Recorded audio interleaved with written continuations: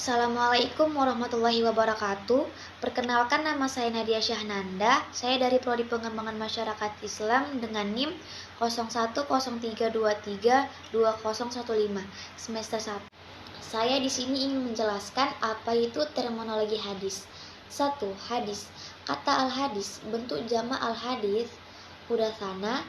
Secara etimologi merupakan isim masdar dari kata kerja hadatsana yahditsu hadisan, yang berarti komunikasi, cerita, percakapan, baik dalam konteks agama maupun duniawi, atau dalam konteks sejarah atau peristiwa dan kejadian aktual.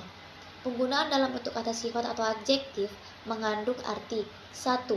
Al-jadid, yaitu sesuatu yang baru, lawan kata dari al-qadim, yaitu sesuatu yang lama. 2. Al-khobar, yaitu berita, sesuatu yang dipercakapkan atau dipindahkan dari seseorang kepada orang lain. Dan yang terakhir ada al-qorib, sesuatu yang dekat. Dengan demikian, pemakaian kata hadis di sini seolah-olah dimaksudkan untuk membedakannya dengan Al-Quran yang bersifat al-qadim. Menurut M.M. Azmi, penggunaan kata hadis ini dari sudut kebahasaan dalam Al-Quran antara lain: A. Komunikasi religius, pesan atau Al-Quran. B. Cerita duniawi atau kejadian alam. C. Cerita sejarah. Dan yang terakhir D. Rahasia atau percakapan. Kita masuk yang kedua. Yang kedua itu ada sunnah. Sunnah secara etimologi berarti jalan lurus dan berkesinambungan yang baik maupun yang buruk. Menurut kalangan ulama ushul, sunnah adalah sesuatu yang disandarkan kepada Nabi Muhammad SAW selain Al-Quran, baik berupa perkataan, perbuatan Nabi Muhammad SAW, perbuatan ataupun takrir yang pantas menjadi dalil hukum syara.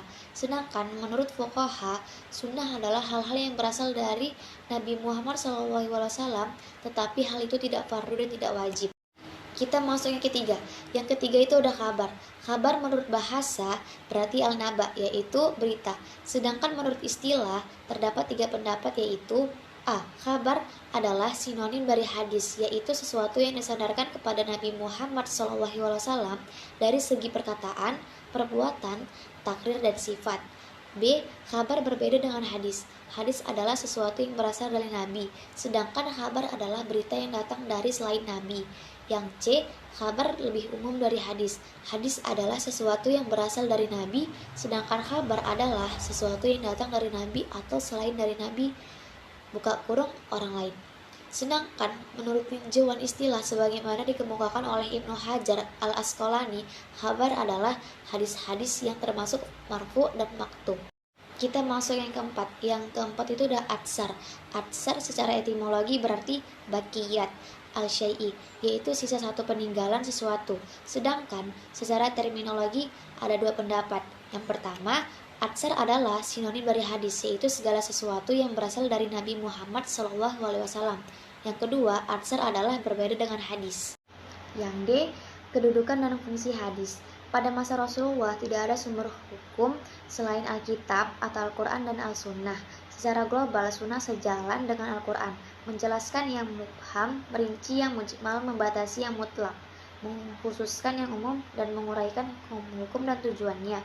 Penjelasan sunnah terhadap Al-Quran sebenarnya merupakan objek kajian ushul yang tentunya dibicarakan secara luas dalam buku-buku ushul fikih. Namun demikian harus dijelaskan secara singkat agar bisa mendapatkan gambaran yang jelas tentang bagaimana sunnah menjelaskan Al-Quran. Yang C. Dalil-dalil tentang kehujahan hadis. 1. Al-Quran Al-Karim.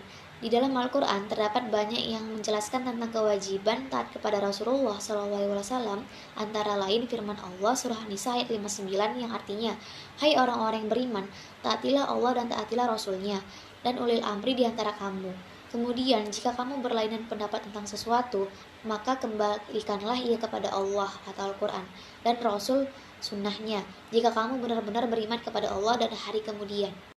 2. Hadis-hadis Nabi SAW. Hadis-hadis itu menunjukkan bahwa Rasulullah SAW diberi Alkitab dan Sunnah, dan mewajibkan kita berpegang teguh kepada keduanya serta mengambil apa yang ada pada Sunnah seperti mengambil apa yang ada pada Alkitab. 3. Ijma. Umat Islam telah mengambil kesepakatan bersama untuk mengamalkan sunnah. Bahkan hal itu mereka anggap sejalan dengan memenuhi panggilan Allah Subhanahu wa Ta'ala dan Rasulnya yang terpercaya. Karena semua itulah kaum muslimin sesungguhnya memperhatikan sunnah nabawiyah. Ulama khalaf mengambilnya dari ulama salaf, begitu seterusnya dari generasi ke generasi. Yang keempat ada pandangan al-ra'yi. Sesungguhnya mazhab Abu Hanifah, imam para ahli ra'yi itu tidak pernah menolak sunnah. Para imamnya masih berargumentasi dengannya, serta membangun hukum-hukum mereka berdasarkan sunnah. Di antara penulis di zaman kita sekarang ini, ada yang beranggapan bahwa Abu Hanifah hanya menganggap bahwa hadis sahih menurut pendapatnya hanya ada 17 artinya. Yang terakhir ada pandangan para fuqaha. Dengan pasti akan kami tegaskan di sini bahwa semua fuqaha kaum muslimin dari berbagai mazhab dan kawasan, baik yang mempunyai mazhab yang masih bertahan yang tinggal namanya saja yang memiliki pengikut maupun yang tidak, mereka memandang penting mengambil sunnah.